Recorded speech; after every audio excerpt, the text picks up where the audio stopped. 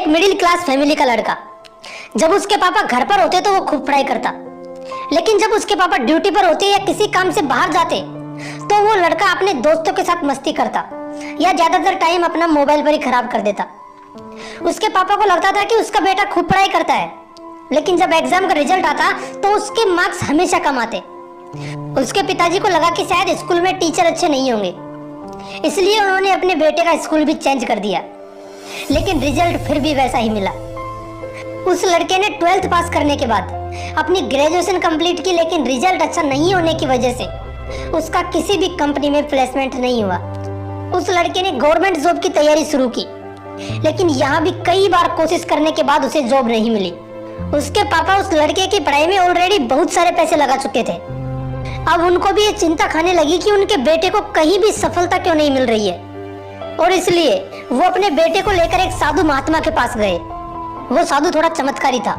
उस साधु के पास जो कोई भी जाता था वो 100% अपनी प्रॉब्लम का सलूशन लेकर ही लौटता था।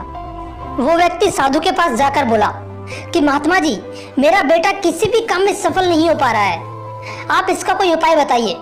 वो साधु महात्मा उसके बेटे का हाथ देखते हैं और बोलते हैं कि इस समस्या का समाधान तो हो जाएगा, लेकिन उससे पहले आपके बेटे को मेरे साथ सामने दिख रही उस नदी में 3 बार डुबकी लगानी पड़ेगी। ये सुनकर पास बैठा उस आदमी का बेटा बोलता है कि महात्मा जी, बस इतना सा काम, चलो अभी नदी में डुबकी लगा के आते हैं। वो व्यक्ति, उसका बेटा और वो साधु तीनों उस नदी की तरफ चल देते हैं और नदी के पास पहुंचकर वो लड़का और साधु दोनों नदी में उतरते हैं। ये सब दृश्य उस लड़के के पिताजी किनारे से देखते हैं। साधु और वो लड़का नदी में इतना अंदर तक चले जाते हैं कि पानी उनकी गर्दन तक आने लगता है, और फिर वो पहली डुबकी लगाते हैं।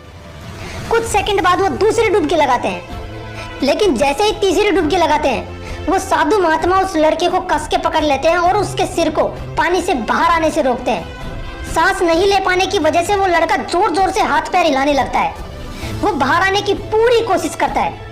ये नजारा देखकर उस लड़के के पिताजी उसे बचाने के लिए तुरंत नदी में कूद जाते हैं, लेकिन इतनी देर में वो लड़का किसी तरह साधु को धक्का देकर पानी से बाहर आता है और जोर जोर से सांस लेने लगता है।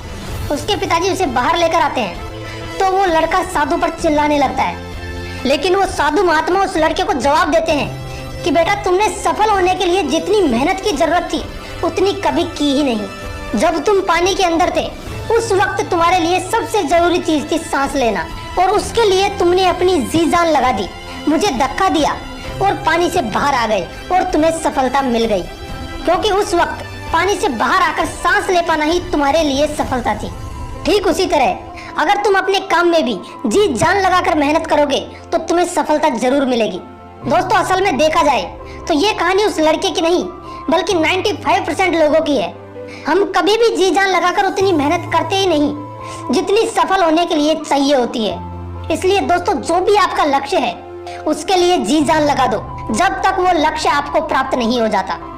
अगर कहानी अच्छी लगी तो इसे लाइक करना और शेयर करना, और अगर मोटिवेशनल विंग्स को आपने अभी तक सब्सक्राइब नहीं किया है तो इसे सब्सक्राइब जरूर कर लेना। मिलते हैं नेक्स्ट वीडियो में एक नई मोटिवेशन के साथ। जय हिंद, जय भारत।